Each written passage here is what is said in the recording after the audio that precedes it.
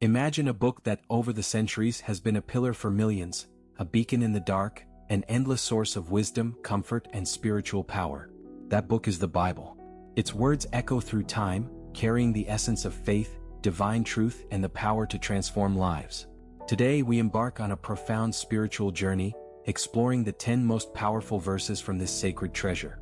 Verses that not only touch the soul but have the power to change hearts, strengthen spirits, and guide decisions in moments of uncertainty. Each of these verses carries a universal message that transcends generations, cultures, and circumstances. And as we journey through these sacred words, let their power resonate within you, offering new understanding, new perspectives, or perhaps a new direction. Prepare yourself, for we are about to delve into a series of reflections that could bring light to your life, even in the darkest of days. And so, we begin with the first verse, a pillar of faith and courage that resonates deeply in the heart of anyone seeking strength in times of difficulty. This is the verse that reminds us of who we are and to whom we belong. Isaiah 41 verse 10.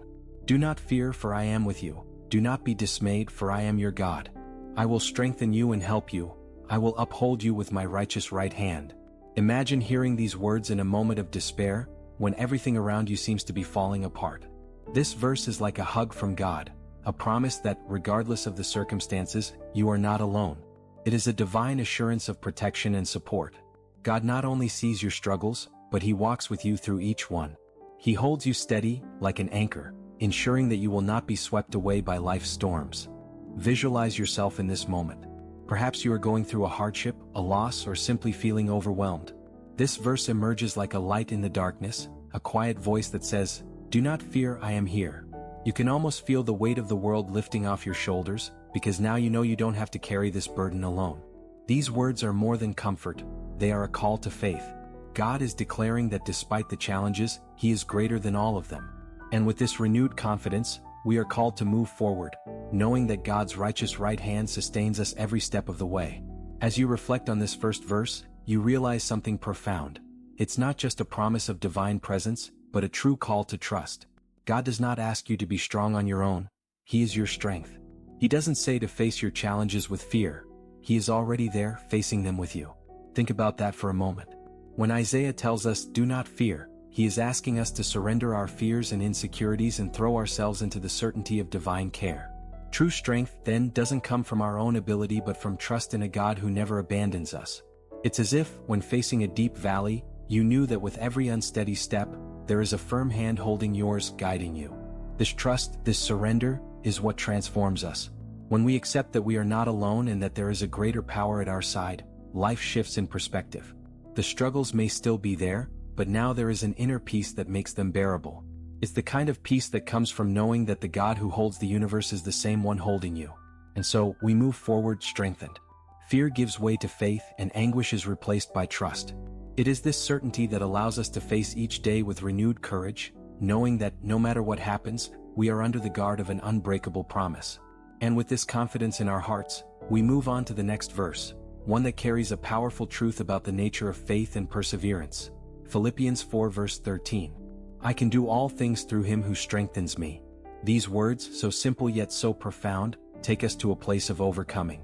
Think for a moment about your own battles, the mountains you've been called to climb.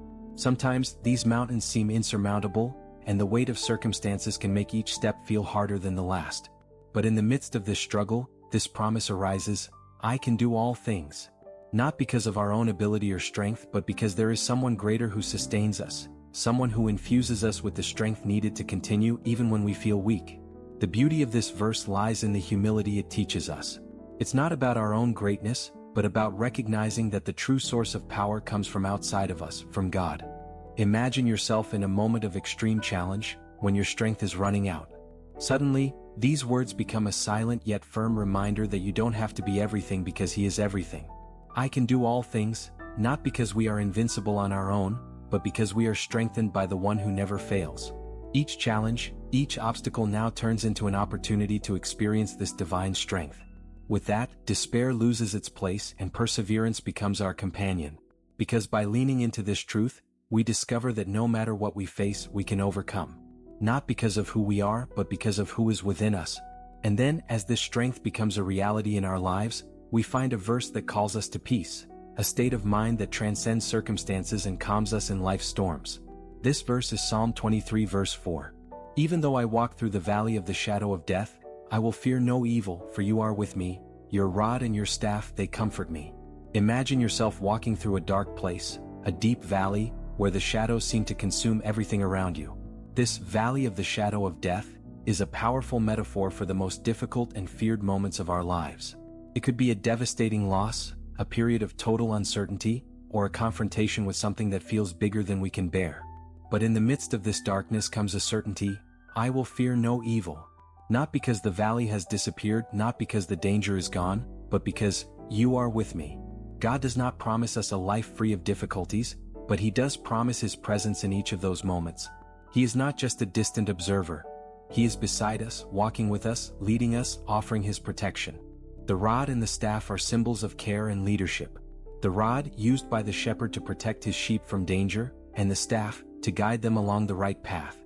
In the same way God protects and guides us. Even in the darkest places, He is there, directing our steps, offering us comfort when everything seems lost. This verse invites us not just to survive the valley but to walk through it with confidence. Because even in the midst of the darkest shadow, we know that the divine light never leaves us. And with that certainty, anxiety and fear begin to dissipate, replaced by a peace that can only come from knowing we are in the safe hands of our shepherd. With this peace rooted in our hearts, we move confidently to a verse that challenges us to see life from a heavenly perspective, connecting us to what is eternal and not fleeting. Matthew 6 verse 33. But seek first His kingdom and His righteousness, and all these things will be given to you as well. These words from Jesus call us to a deep realignment of our priorities. In a world where so many things compete for our attention, worries about the future, work, finances, relationships, here we find a clear order: put God first, seek Him above all. It's as if Jesus is reminding us that while we strive to take care of everything around us, He wants to remind us that there is something greater, something that deserves our primary focus. Visualize for a moment the feeling of restlessness we often feel when trying to keep everything under control. We try to ensure that all areas of our lives are secure and in harmony, but often find ourselves overwhelmed, lost among so many demands. It is at this point that Matthew 6 verse 33 offers us a different path, one that brings rest and clarity. Seek first the kingdom of God. This doesn't mean we should ignore our responsibilities, but rather that by putting God and His purposes first, other things begin to fall into place. It's an invitation to trust, to let go of the anxiety of trying to manage everything on our own and instead allow the divine plan to govern our lives. When we seek God's kingdom, His presence, His righteousness, His love, we realize that many of our earthly concerns begin to lose the weight they once had. The things Jesus speaks of, all those earthly needs and desires, will be added, but no longer as a burden. They become blessings that flow naturally from a life centered on God. This verse then calls us to live a life of surrender. A life where, instead of being consumed by the demands of the world, we choose to trust that by putting God first, everything truly necessary will be given to us. And with that comes a new kind of freedom. A freedom that comes from knowing that when God is our priority, everything else finds its place. With that freedom in our hearts, we move to a verse that speaks directly to the transformative power of love and how it should be the foundation of all we do. 1 Corinthians 13 verse 13. And now these three remain: faith, hope, and love. But the greatest of these is love. Here we are brought to one of the greatest mysteries and truths of spiritual life: the supremacy of love. Paul, writing to the Corinthians, reminds us that among all virtues, love is the greatest. Faith connects us to God, hope sustains us in times of uncertainty, but love, the true divine love, is what transforms and connects us to God and others in a unique and powerful way. Imagine for a moment a world without love. A world where people act only out of self-interest or obligation, without the genuine warmth that love brings. It would be a cold, empty place. And yet, Paul tells us that love is the key that gives meaning to everything. It is love that turns our simplest acts into something eternal. Without love, even the greatest achievements lose their value. But this isn't just any love. It's agape love, the unconditional and sacrificial love that God demonstrated for us. This love isn't based on fleeting emotions or reciprocity. It is enduring, persistent, and generous. It's the kind of love that continues even when it's not returned, the love that forgives and restores. In understanding this, we realize that the call to love is no small task. It is a challenge, a calling, a way of life that lifts us above human limitations. When we put love into practice, we are reflecting the very character of God. This verse reminds us that, in the end, what truly remains are not our possessions or accomplishments but the way we loved. When everything else fades away, love endures. It is love that crosses time, builds bridges where there are chasms, and heals deep wounds. And so, we are challenged to live a life rooted in love. Not just in words but in actions. A love that does not seek its own interest but looks to others with compassion, patience, and grace. Because, in the end, it is this love that will remain, that will sustain us, and that will shape the world around us. As we allow love to guide our actions, we move on to a verse that reminds us of the power of total trust in God, especially when facing the unknown. Proverbs 3 verses 5-6. Trust in the Lord with all your heart and lean not on your own understanding. In all your ways submit to Him, and He will make your paths straight. Here we are invited to one of the greatest acts of faith, surrendering control. In a world where we are constantly encouraged to rely on our own wisdom, to be independent and self-sufficient, these verses bring a radical call. Trust in the Lord with all your heart. Not just part of it, not just in the areas where we feel comfortable letting God work, but with all of our heart. It's an invitation to complete surrender with no reservations. Imagine the moments when we try with all our might to understand what's happening around us. We struggle to find answers, to control the outcome of our decisions, but often find ourselves at the limit of our own understanding. It's here that Proverbs challenges us: lean not on your own understanding. In other words, don't rely solely on your abilities or what you can see. There is a wisdom greater than ours, a vision that transcends what we are capable of comprehending. Trusting in God means allowing Him to guide our steps, even when the path ahead seems uncertain or challenging. And as we acknowledge Him in all our ways, in every decision, at every crossroads, big or small, He promises to make our paths straight. This doesn't mean the path will always be easy or obstacle-free, but it does mean that, under divine direction, it will be the right path, the one that leads us to where we need to be. This trust requires courage because it means letting go of the illusion of control that we often so desperately try to maintain. But in doing so, we find a deeper peace. Because by surrendering our way to God, we trust that He sees beyond what we see and that His plans for us are always good, even when we can't fully understand them. Thus we are called to walk in faith. A faith that refuses to rely only on our own vision but looks upward, acknowledging that there is a loving God who already knows the destination and leads us with steady hands. As we continue to walk with this trust in God, we come to a verse that reminds us of the importance of God's care for us, even in the smallest things in life. It teaches us to cast all our cares and anxieties upon God. 1 Peter 5 verse 7. Cast all your anxiety on Him because He cares for you. This is a verse that invites us to a deep surrender. Throughout life, worries accumulate, anxieties about the future, about things we cannot control, about what others think of us, about what may or may not go wrong. These anxieties can weigh us down like invisible chains, dragging us down and overshadowing our joy. But then here we find a divine invitation, almost like a sigh of relief. Cast all your anxiety on Him. It's as if God is saying, you don't have to carry this alone. Give it all to me. This act of casting our anxieties on God implies an active release. It's not passive but a conscious decision to let go of what weighs us down, knowing that there is a loving Father ready to take these burdens from us. Now think about what this truly means. God, the Creator of the universe, the Lord of all, is asking us to give Him the things that weigh us down. Not because He is indifferent, but because He cares for you. These words are like a gentle reminder, proof that God is deeply concerned about you.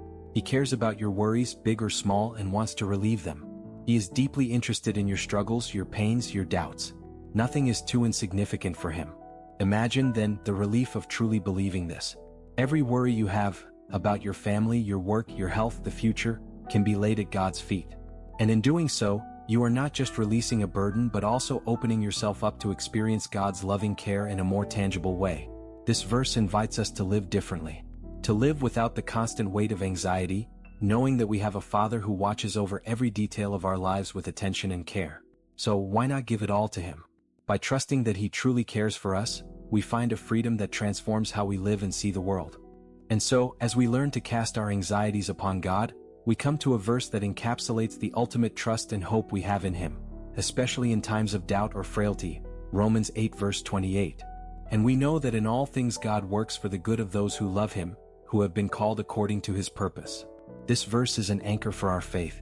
It speaks of a certainty that goes beyond momentary circumstances, beyond the apparent difficulties and pains of life.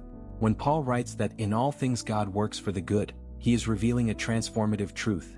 No matter what happens, God is working in all things for our ultimate good. This doesn't mean that everything that happens in our lives will be easy, comfortable, or understandable at the moment. On the contrary, we often go through seasons of pain and confusion that make us question the meaning of it all. But Romans 8 verse 28 reminds us that even in those situations, God is weaving every thread of our experiences, even the most painful ones, into something that will ultimately serve a greater and good purpose. Imagine yourself in a moment where everything seems to be falling apart. Doubts accumulate, and the temptation to believe that chaos has no meaning begins to take over. Then suddenly these words echo, "All things work for good." This is the reminder that God is present even in the chaos.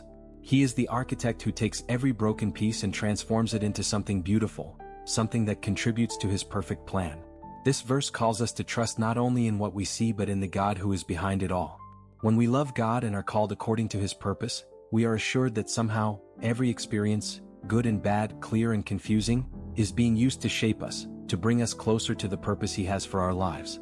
The true strength of this verse lies in its promise of hope. No matter what we face, we can be certain that, in God's hands, nothing is wasted. He is always working for our good even when we cannot understand how. With this certainty, we are called to live with confidence and hope. Even in the most difficult times, we can know deep within ourselves that God is working in everything for our benefit. He never abandons us and is always at work, weaving our story into something greater, something that reflects His love and purpose.